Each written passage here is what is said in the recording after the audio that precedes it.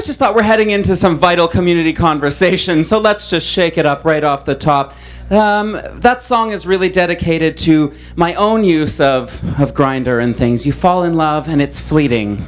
You really do. It feels like you're going places, and then you're just going somewhere altogether different. Now, my darlings, before we kick off the show, I decided to sort of dress up in this, like, weird, psychotic Sally Jesse Raphael something, which seemed like a great idea at the time, but it's gonna ride up a lot. So if anything falls out at any point, just think that I've sent you a dick pic online, okay? So it's just, don't worry too much about it. It'll be disguised by these tights. We hope, or it won't.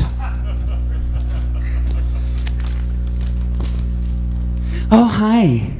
So my name is Cobblah. I'm deeply honored to be here, and I'm really thrilled by the turnout. Like, there's so many of you here, and that means that this is a community who really wants to be having a conversation about men's sexual health and about how we engage in building community both in person and online and what that looks like. So I'm not an expert on this, but we have amazing people here who are. So it's my pleasure to welcome my first two guests. Both of them are researchers in the Momentum study. Clifford Card is a doctoral candidate at SFU whose research examines the behavior of gay, bi, and queer guys socially, sexually, and online. I'm going very fast. Jamie Forrest is also a PhD candidate at UBC, whose focus is on the role of sex-seeking app use among gay men and bisexual men, and mental health and sexual health outcomes. Please join me in welcoming both Kiffer and Jamie simultaneously. Come on up! Hi, I'm Peach. Hi, I'm Peach. Oh, wow. Hugs. I just got a handshake. I don't know. We'll see how this goes. Well, I'm close beside you. So. Oh, I love it. Oh, there's two. This is great. I don't know why I'm facing away from you. It's very weird. Now I'm borderline in your lap. This is how Sally would have done it. Well, it's true. She would. She'd be, and she'd. Yeah. We'd get to that moment where, like, please. That's sort of that Judge Judy, Sally Jesse hybrid. Okay, so you're both PhD candidates with the Momentum study. So can you tell me a bit about, about yourself, about what brings you here in the context of what we're talking about? In fact, who are you and how did you end up being here? I got the mic, so I'll start first. So I'm originally from the US, and when I was looking for a PhD program, I reached out to Bob Hogg at the Center for Excellence, and he was nice enough to take me based on an email that I sent to him, and so that's how I ended up here in Vancouver with my partner and our two pet ferrets. And oh, curveball! Yeah, oh, right. Pet ferrets. They're like children, but better. And so, so that's how I ended up here physically. But in terms of my research into gay men's health and into app use and that sort of thing, it was largely a matter of a personal interest. I met my partner on apps. Everybody I've ever dated I've met on apps. And so it's me search. Yeah, just hold that mic right. Just it's really something this shape that you would want to put near your mouth. Yeah, so that's basically about it. I don't know how much do I need to repeat anything? No? Yeah. I think they got the gist. Good. So I was the first coordinator of the Momentum Health Study. Fantastic. Which is, how I originated in this role. And then I decided that I wanted to do a PhD after I started that role. And I'm an app user myself, and started thinking about this because I did an analysis as part of my PhD that looked at the Canadian Community Health Survey, 27,000 respondents from all across Canada. And I found a relationship between people who frequently use social media and rating your self-rated mental health as poor. And I thought, well, what does that mean for gay guys who are using apps? Is there also a similar relationship? So that's how I ended up starting to think about the relationship between app use for sex seeking among gay guys and mental and sexual health outcomes. Okay, so can you tell me a bit about some of the sort of impacts that you've observed like the key findings between app use and some of the sort of sexual and mental health outcomes that you were just referring to. Yeah, for sure. So we have a number of scales that look at mental health in the Momentum Health study. The ones that I've looked at are loneliness, self-esteem, depression, anxiety. And the one that I found that was most interesting in my analysis was the relationship between sex-seeking apps and loneliness. And loneliness in Momentum is measured through a 6-item scale. 3 items assess a construct called social loneliness. 3 items assess a construct called emotional loneliness. And what I found is that guys who are increasingly report using a lot of sex-seeking apps like Grindr are significantly associated with reporting high emotional loneliness, but not social loneliness. So what that says to me is that sex-seeking apps can be used in a meaningful way to increase your social networks, but might be doing something intrinsically to the way in which we feel loneliness on the inside, which is the emotional piece. Okay. Oh. Yeah, so also through the Momentum Health study, my research is mostly focused on how apps influences people's sexual behavior. Because as time has kind of gone on in the HIV epidemic and people's attitudes have changed with respect to condoms and respect to treatment, it's changing kind of the game of what they view as risky. And in the community, a lot of people, without necessarily the scientific research leading the way, they've kind of identified a number of what we refer to as seroadaptive strategies, which are like serosorting, so it's like finding the partner based on their HIV status, or strategic positioning, which is like an HIV positive person bottoming during anal sex. And so looking at that is what we found is that people who use apps online and seek partners online are more willing to try these novel risk reduction strategies, and therefore they rely less on things like condoms. And so it's really kind of opening up what it means to have safe sex for gay men, and that's probably one of the largest findings in that area. And then we also looked at like community connectedness, and for that we found that like traditional patterns of community connectedness, like attending gay bars or going to gay group meetings, those sort of things don't really differ that much for people who use apps. And that's kind of contrary to the kind of traditional narrative that we hear around app use causing this dramatic change in the gay community. Right, like we constantly hear that narrative that like apps have sort of created the decline of the gay bar and the decline of sort of gatherings like this, and yet here we are, which it's interesting that we're here directly as a result of app use in this context anyway. Yeah. I'll add one more thing to mine. When you look further at the relationship between app use among gay guys and loneliness, if you look more closely at whether people actually met a partner in the Momentum Health study on an app in the last 6 months versus when they didn't, the people who met a partner on an app, were much less likely to report high levels of loneliness. So my message that I'm trying to deliver here is that if you're using apps maybe for the purpose that they're designed for, that is to meet other people, to use for social situations, but also for sex, or if you're just in your bedroom scrolling through, pictures after pictures, that might have a much more detrimental effect on your mental health.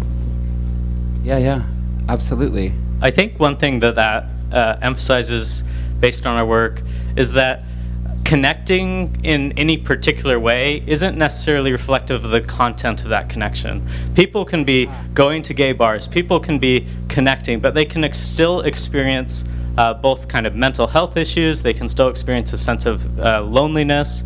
And so the ways that we're connecting may or may not fulfill kind of those basic needs. And so I think we need to focus on, well, how can we make sure that the ways we're engaging with one another are ways that are facilitating that sort of, emotional need that you have. That there's sort of a meaningful interaction rather than a sort of tokenistic interaction in some yeah. capacity. I'm totally deviating off script for a second, but I'm curious about something because you're talking a lot about the impact of sort of loneliness and isolation in gay, queer, bisexual men in this context. It's just interesting. I'm curious a bit about the geography of Vancouver specifically, because the Vancouver Foundation, when they released their study of Vancouverites as a whole and the health of our city, this was about 3 years ago. Correct me if I'm wrong. The number one concern was not the rising cost of housing. It was isolation and loneliness across Vancouver. So I'm just curious. I mean, I'm sure the study isn't necessarily looking at that angle, but I'm curious if all of what you're talking about becomes compounded in a Vancouver context. Yeah, so in a sub-study funded by Momentum, we looked at Grindr, kind of the geographic distribution of app use on Grindr. And what we found is that the app use wasn't, or what we called app user density, so like where most users are relative to like where the population is, isn't necessarily predicted by population density. That explains about 30% of the variation. And what we find is downtown in the West End and Strathcona and Mount Pleasant, those have a very high density of app users. And there's also a lot of the trends that we think are pushing and driving kind of the decline in like gay bars, closing of gay bars around not only here in Vancouver, but around the world, is, like you pointed out, is housing prices. And so this is actually kind of deeply interconnected. Like things like loneliness and housing prices may not seem immediately obvious to anyone, but it turns out that when a bar has to charge more for rent, or when it has to charge more for drinks to pay for rent, that's going to affect like who shows up to those venues and what their ability is to have a meaningful interaction there. And so these like big policy issues seem to have a really big effect on like our community in particular. Absolutely, yeah, because these are not sort of siloed, independent issues. They're all interrelated, and there is that trickle down. Like when drastic change happens in the one capacity, there is that trickle down that is sort of like the macro is affecting the micro in all cases. Did you want to add something? Yeah, I just wanted to add, in another professional life, I work in Rwanda, and every time I go to Rwanda, I turn on Grindr when I land. Because how is that? Not just because I'm there for extended periods of time and looking to see people, but also because I'm genuinely interested in how guys in Kigali are using Grindr.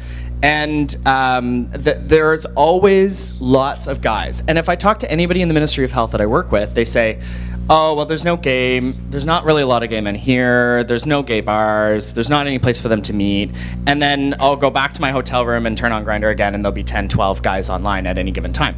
So I think context matters, is to answer your question. Geographical context matters.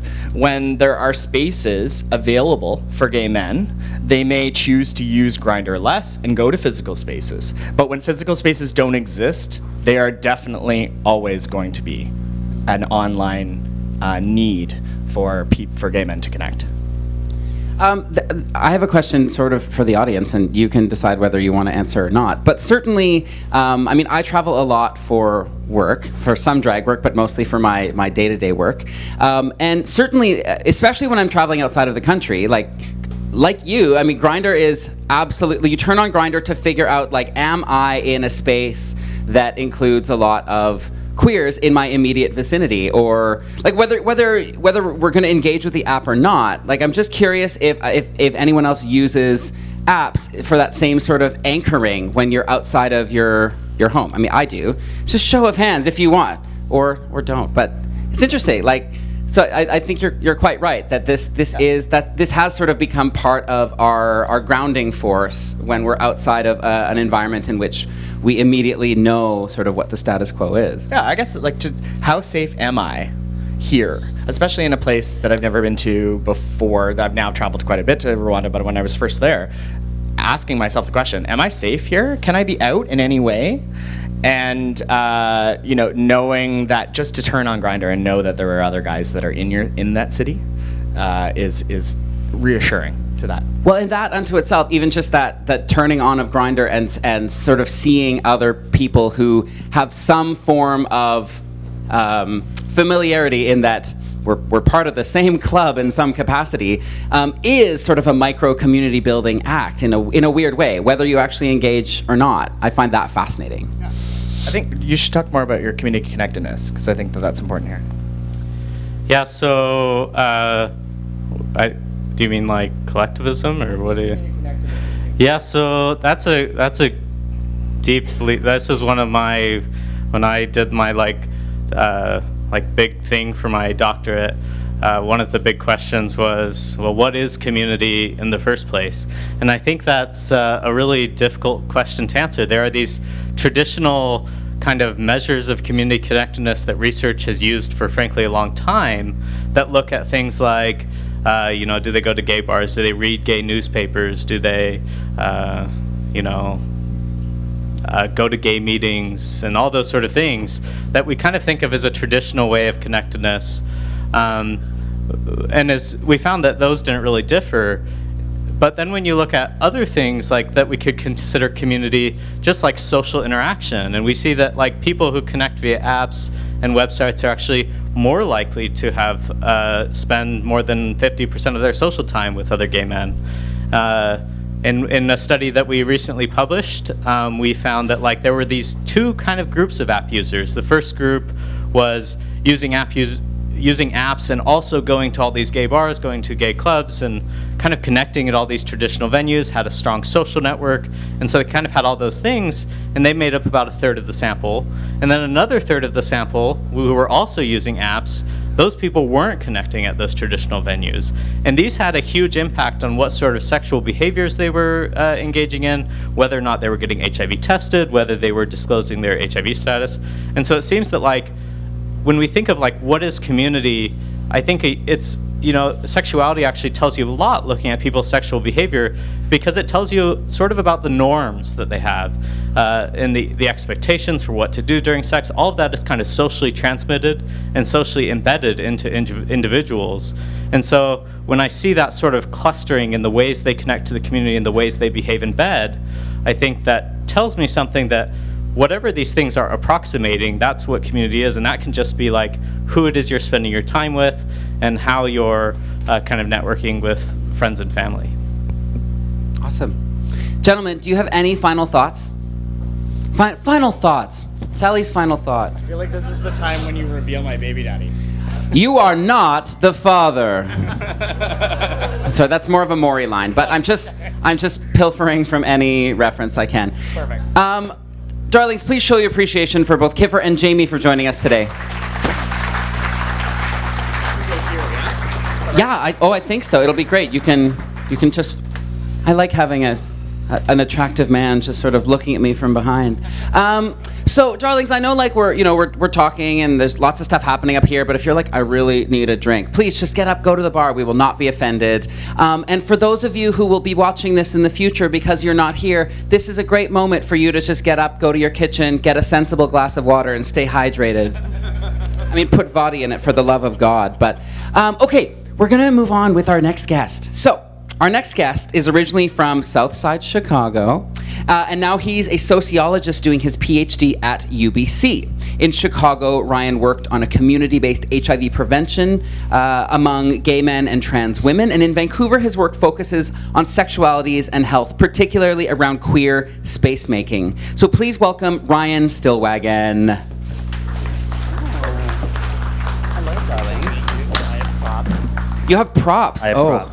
I love anyone who shows up for a date with me with props. It's just, he did read my profile. Okay, so welcome to our show. Thank you for having me. So tell me a bit about the journey of what brought you from Southside Chicago and the HIV work you were doing there to the work you're doing here in Vancouver. So I'm originally from Philadelphia. I was fortunate enough to have the opportunity to get my master's at University of Chicago. Just hug that mic a little sorry. closer. Can you hear? Thanks, love. Okay. And during my master's, I knew I wanted to do work in gay men's health and HIV prevention. It was an exciting time because PrEP was sort of coming about into people's awareness.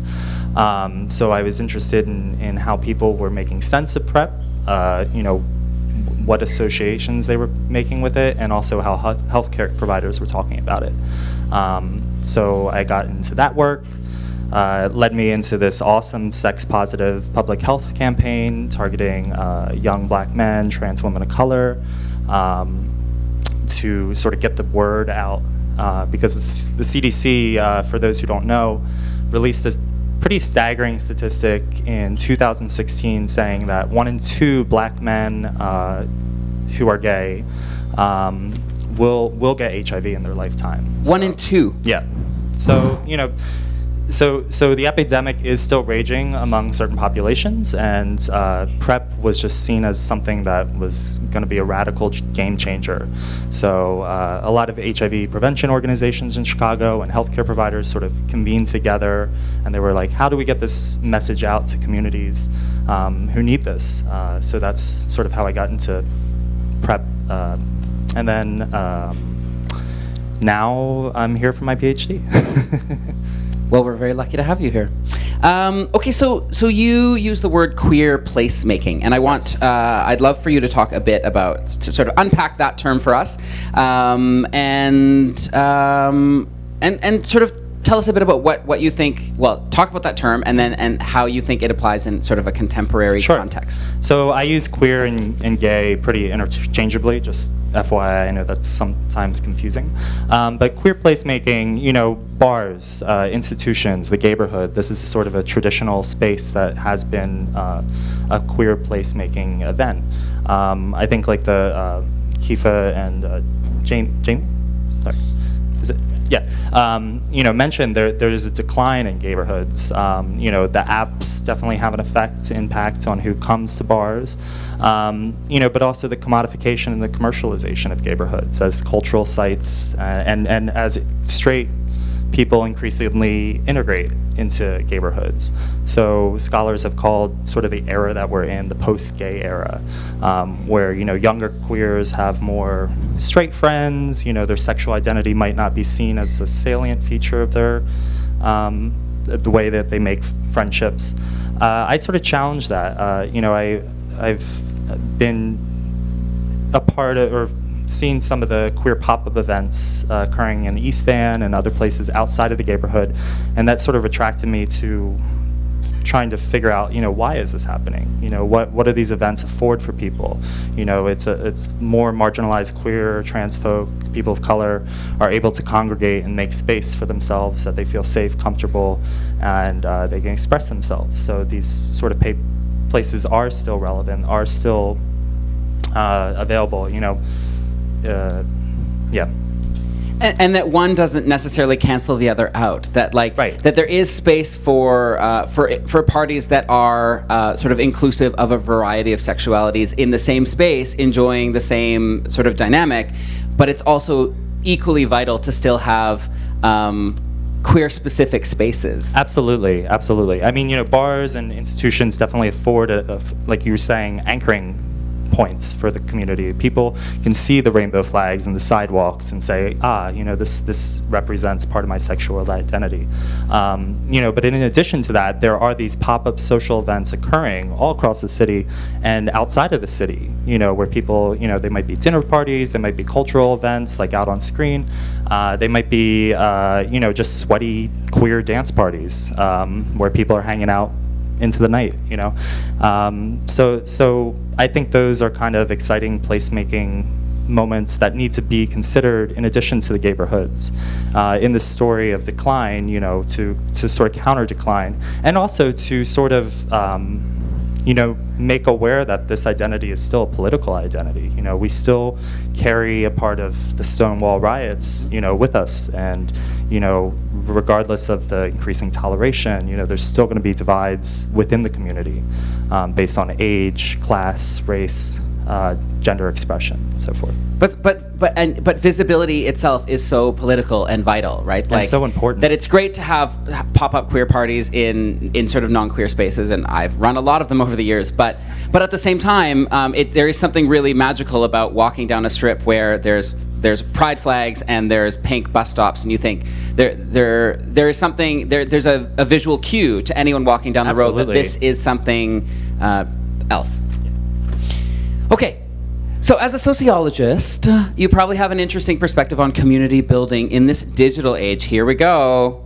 So what are some of the new expressions of face-to-face community that you have found through your work in Vancouver? So Yeah, tell me a bit about that. This summer I interviewed 22 LGBTQ2S identified individuals. There were, two-spirit activists, a lot of multiple identitied individuals, and this was sort of how I started to talk about queer pop-up spaces and these sort of alternative spaces that, continue expression and identity and placemaking.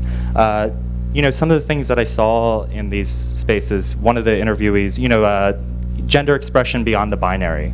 So one of the interviewees said, it's not about enacting Cher or Dolly Parton or whatever. It's more about creating your own characters. So one of the events, Man Up, with drag kings, and also the introduction of drag things.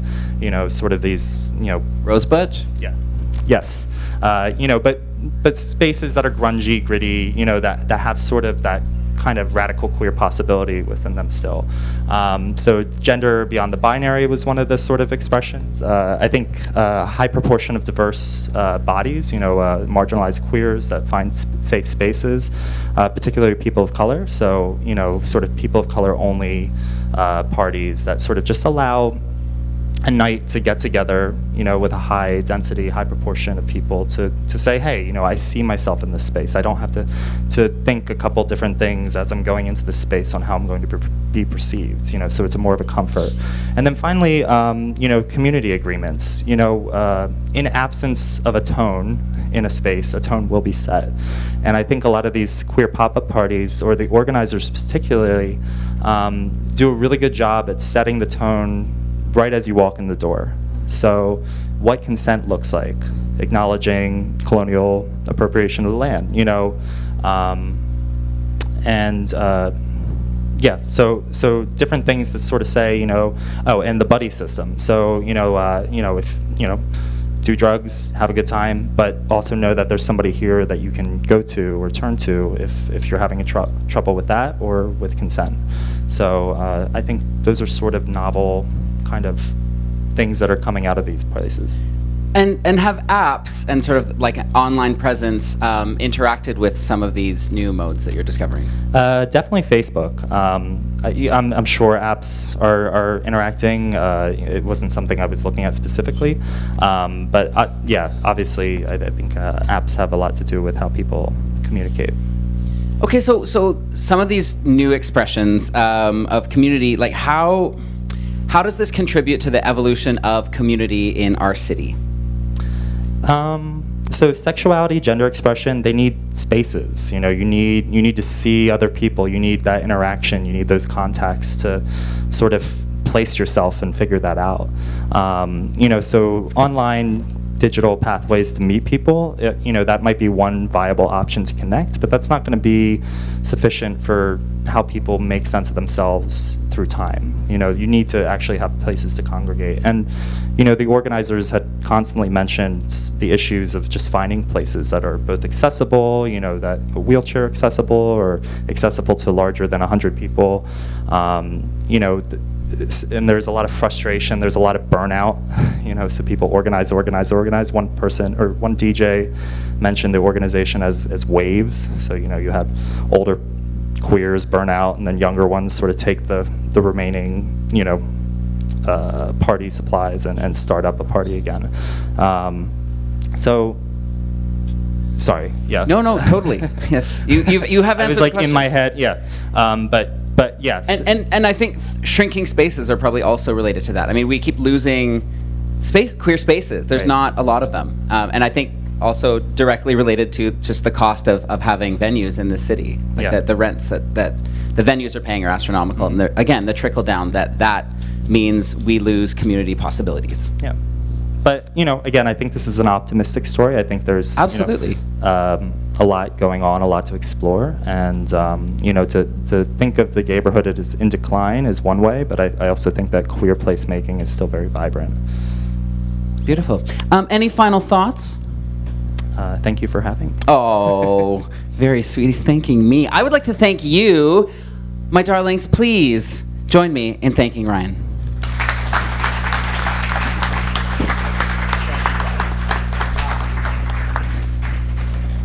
Oh, how are we feeling? Do you need to get up and stretch your legs for a sec? You good? Everyone's good? You're so quiet. I'm just used to these drag people who just yell at me relentlessly. It's like, thank you. Oh my God, my people. You're here. I see you. Thank you. All right. I think I know exactly who just heckled me too. It's one of my next guests. Here we go. Okay, so my next guests likely need no introduction. Many of you have probably seen at least one of them on Grindr. Okay, so one is the 46th Emperor of Vancouver through the Dogwood Monarchist Society, and a very familiar face all along Davie.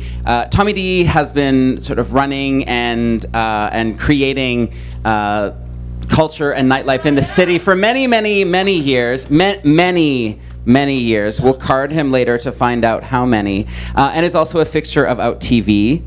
Alan Lal is a Vancouverite with a great perspective on local community, both pre and post apps. He is also intimately familiar with these apps. I know this from experience. Okay, both of them will be sharing their experience on this sort of apps. Oh, what just happened? Did you just fall off the stage? Security.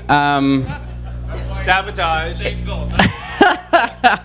So please join me in welcoming my friends and many of ours, Alan Lal and Tommy D. No. Okay, so welcome. Thanks. Tell us a bit about yourselves and how you ended up on a panel with these extremely esteemed, articulate people. You know, I was asking myself the same question. I was sitting in the back. I'm like, oh my God, we got people with like PhDs and going to Rwanda. And I'm like, I throw parties and I can drink really. Like, it's just so ridiculous. That's community building. Yeah, I guess. I mean, a little bit about myself. You kind of hit the nail on the head. I've been throwing parties for 12 years? Yeah. I would say 12 years. And I've worked pretty much in every single venue that you can work in this city. And now I'm the Emperor, which is wacky, which is so weird. Does everyone know what that is? No? Yes? No? No, maybe spend some time talking a bit about that. So, so funny. So the Dogwood Monarchist Society, the DMS, is an organization that's been around Vancouver for 46 years. And what they do is they elect an emperor and empress of Vancouver, which is voted upon by the community, and they become basically the head of a nonprofit organization for a year. So it's myself and Jane Smoker this year, and what our job is we chose 4 charities. Usually there's 3, but we're overachievers and have to do it, so we chose 4. And basically we've done events throughout the year to raise money for our 4 charities, and that's kind of what it is. I mean, people don't really know a lot about the history, and you may see some people around wearing crowns, and when you go to different, oh my God, when I talk about it, it's so ridiculous. You go to like different cities and everyone has a coronation, and you go visit a different realm. Literally, it's called a different realm. They're called realms. And there's so many cities in North America that have it, and basically you're just fundraising for a year. That's what it is. So that's what that is. It's wacky. But it's also, but as part of sort of this much larger network of so many other cities here and in the U.S. Yeah, and Mexico. There's 11 cities in Canada. There's a billion cities in the States that do it, and then I think there's one in Mexico that does it, and everyone like works together. It's pretty. I mean, it is pretty cool. And all of them raising money for charities that they've decided upon. Yeah, so it's a beautiful thing. Yeah, that's the gig. Great. There you go. Alan? Where's his mic? What I know, you've never let go of a mic in your life. Doesn't want to share, it's fine. Go for it. Yeah, go. Oh, what's the question? Well, tell us a bit about you and how you came to be here today. How do you fit into the conversation at hand, if you've been listening? Oh, right. Well, okay. Well, I know you were questioning why. I do have a PhD. I have it in Grindr and Scruff. Oh, I was like, and various other. No, I'm kidding. So I. How do I want to phrase this? Okay, so I've worked in the community for quite a while. I've worked for some gay men's health organizations in Vancouver, Health Issue for Men, shout out. I also work, part of my work is working on the Momentum Health Study, which is throwing this event. So I do have some of this community transition into academic knowledge and experience about it. I am also a gay man in the city. You know, I was born and raised here. I grew up in the pre-app era, as hopefully some of us remember. Maybe some people don't, but I can speak to that. It wasn't too many years ago in my head. I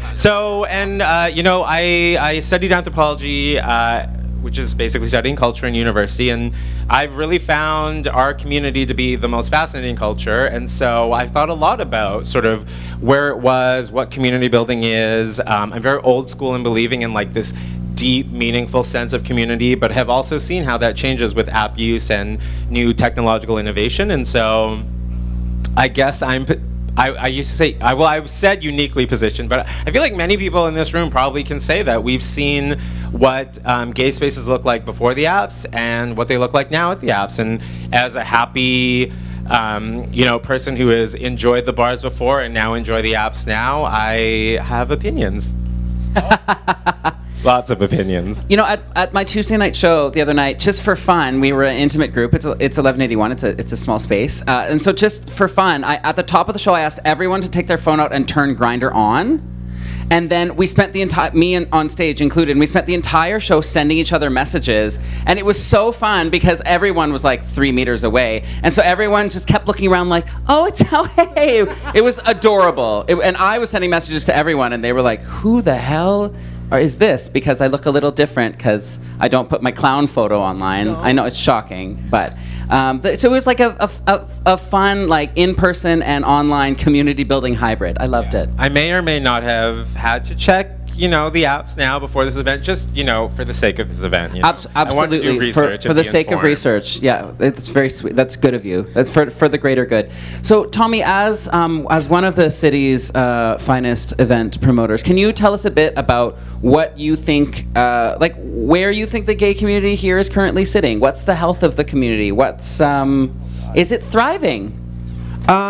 I think, like Alan, I started throwing events before. I think I caught the tail end of like the big club life, and then we kind of moved on to online with like Manhunt. Remember that one? I still have my account on that.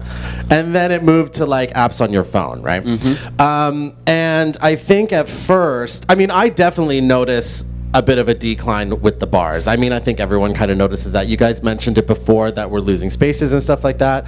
But I think right now, like currently in the past couple years, I think it's been like going up again a bit. I think people are, they want to have an interaction with another human being in person. Do you know what I mean?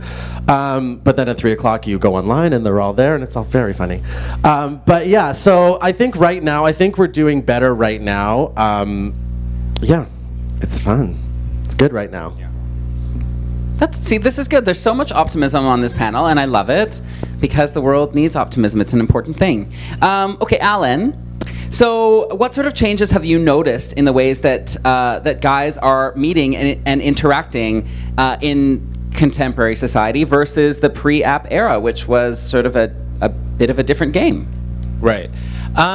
So yeah, as everyone acknowledges, there is a bit of a difference. I also skew very optimistic. I think the technological advances, we should definitely be critical of them and how that's changing how we interact, but I do think it's a net positive. The way it's changed is, I do think people do interact a lot more online than they do face-to-face. Physical spaces historically for our community, when we say physical spaces, I think we're obviously talking a lot about bars and clubs. And what bars and clubs are to, say, the straight community, which is this place for entertainment and going out and, having fun and whatever, hooking up. Historically, for gay guys, that was our space. We don't have exclusive gay spaces outside of that. It's changing now, and that's a positive, and we're having more mixed spaces, and that's great. So before, these physical spaces were all our spaces. We weren't just going there to get drunk and, find a partner or hook up or have sex or whatever, blow someone in the washroom. We are still now a little bit. But we were also going to, shoot the shit or relax after work or share experiences or find our tribe, etc.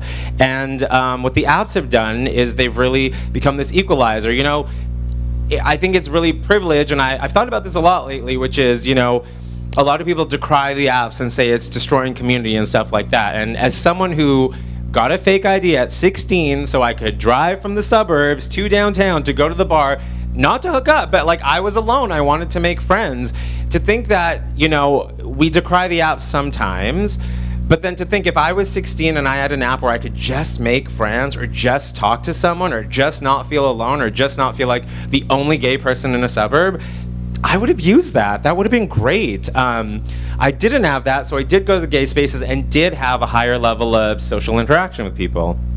Sure, that has decreased, but you know, gay guys now interact online, and you know, maybe you know, the bar scene, if you're not into drinking or substances, or if you're not into hookups, the apps sort of provide that beginning ground. Sure, it can be superficial. I think all online interaction lacks a sense of depth, but it also opens up a variety of new avenues that the bars didn't necessarily give everyone, or if you were shy, or if you were nervous, etc. So it might actually be a very sort of urban-centric way of thinking about app usage, that sort of, it's resulted in the decline of bar spaces, but what it actually has maybe done is also really contributed greatly to people finding queer space and sort of pockets of safety in their own communities that are far away from this kind of room. Yeah, totally. Think about Vancouver and Greater Vancouver in general. The gay bars are here. If you grew up in Richmond, Surrey, Delta, Langley, you have to come here. But now with the apps, you can meet other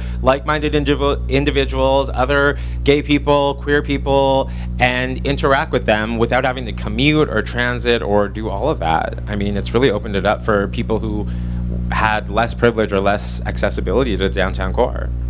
Absolutely. Okay, so Tommy, with your out TV shows, Homorazzi, Don't Quit Your Gay Job. Homorazzi's on extended hiatus. Please email the network so we can get put back on the air. Thank you very much. Prioritize that, everyone. Put that in your daytimer right now. So I'm curious. I mean, because you are a recognizable face in the community, as many people are. So talk to me about app usage. Yay or nay? I mean, I know yay because I've seen you on them. Use it? But I love them. Well, I have a love-hate relationship with them. Talk to me about it. I have used probably every single one that you can. I have hooked up from every single one that you can. I've made friends from every single one that you can. But there's like, I mean, like you say, being on Out TV and being a little bit more recognizable than some other people, I love going on them, especially when I'm out of town. It is a very nice little ego moment for me. And that has resulted in many a lovely encounter. And I think, I mean, and then just furthermore, I mean, there were times, you use different apps for different things, right? Like you use Grindr, let's just be real. You use Grindr to get laid, straight up. You use Scruff to get laid, straight up. Tinder is the one for gays where you're like, let's go on a date. Okay. But, I mean, that never happens because you always match. So what's squirt.org for? I'm asking for That's for the bush, honey. Okay. Community map. Yeah, there you go. I find the usage of Tinder really funny with gay people because for straight people, it is a straight up hookup app. Like, it's their Grindr. Well, make no mistake. I mean, look at the name of the app. It was modeled after, it was like we had Grindr. They wanted something. They came up with Tinder. Who knows? Fine, right? It is. It's straight Grindr. Straight up hookup app for them. But for us, for gay people, I find that it's a little bit more chill in that respect. And so if you want to go on a date or find a boyfriend, or someone to hang out with, that's the one you would use more, I think. But no one messages you because you always match. And then you always have to wait and you just sit. I mean, I've got 7 of them that I'm like, oh God. And would you say, seriously, would you especially at 3 o'clock in the morning when you're matching at 3 o'clock in the morning and you wake up the next morning? It's just like, yes. Yeah. And then you wake up the next morning and you're like, unmatch. No. Unmatch quickly. Why? No. Lies.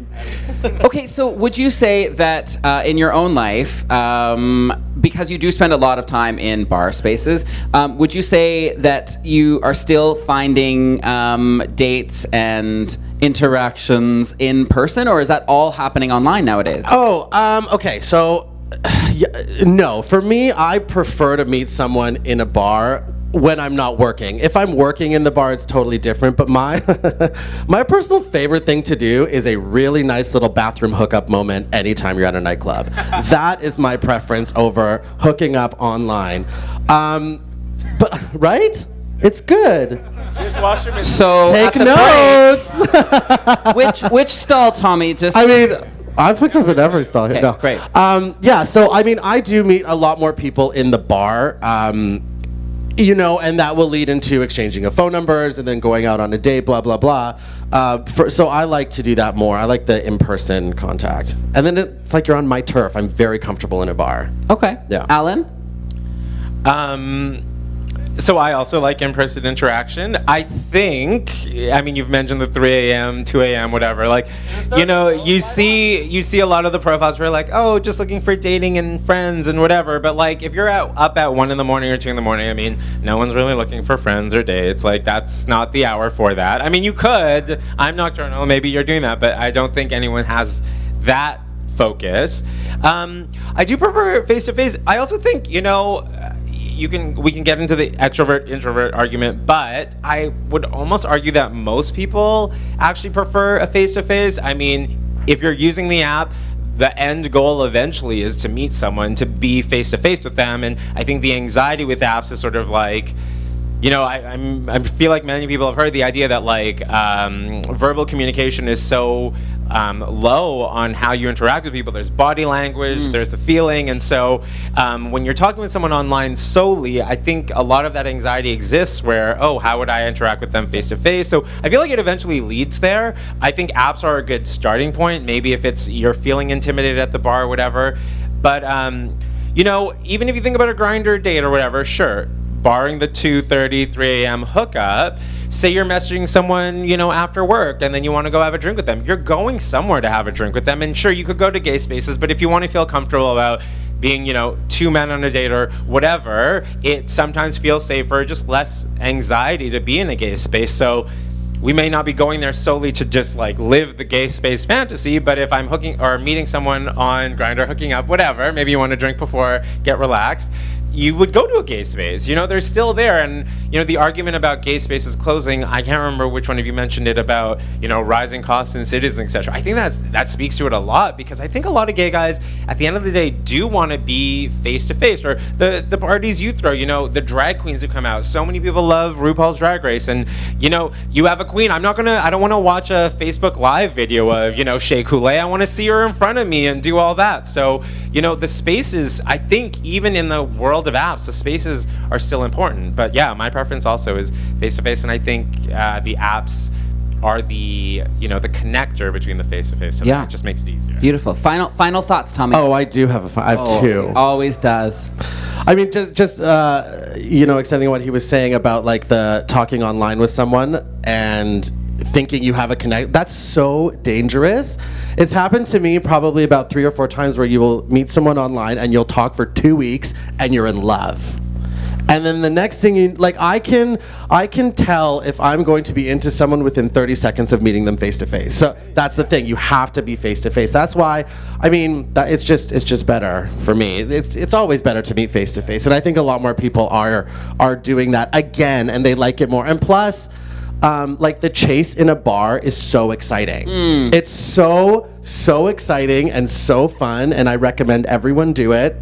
Yeah, it's great. Well, they'll be chasing you to the stalls at the break after your announcement moments ago. Alan, did you have a final pressing thought? I mean, I just, you know, we can be very critical of the new things, and we can, you know, I'm sort of, what I consider as myself is anti-assimilationist, which is, you know, I don't want us to come to a world where being gay is just normal in the sense that we don't feel united as a community. Obviously, I want it to be normal that, like, it doesn't mean anything, but I don't want that to mean we'll just assimilate into straight society, you know, that everyone needs to get married or have kids or whatever. I want us to be diverse. I want us to be sexual. I want us to recognize the hallmarks of what makes us community.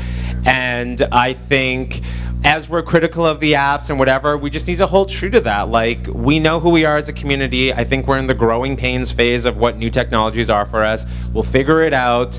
But as we be critical of it, know that it also helps connect us, and I don't want to lose sight of that at all.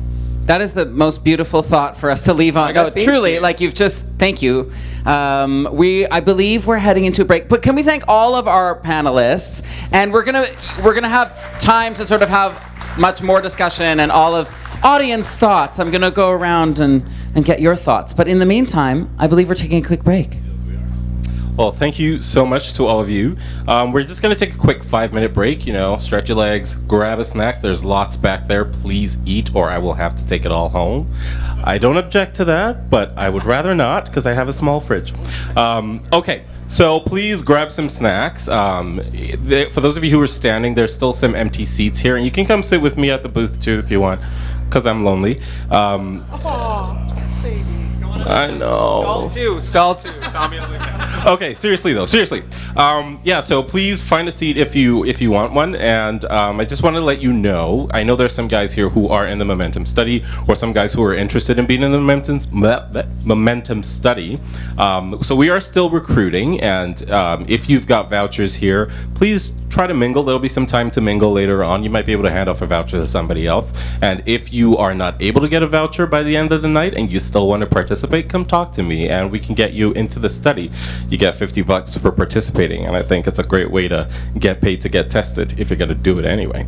All right. And there are also information handouts on the tables that come from, I think, Kiffer and Jamie's work in the Momentum Study. So if you've got a chance, you can take a look at it. You can take it home and read it as well. But we will come back and have more of a group conversation that also includes you. So all the things that you've been thinking about while these lovely guys have been talking, it's an opportunity for you to chat about that and share your perspectives as well, because they don't speak for the entire community, obviously. All right, so let's take a 5-minute break and we will reconvene. Thanks very much.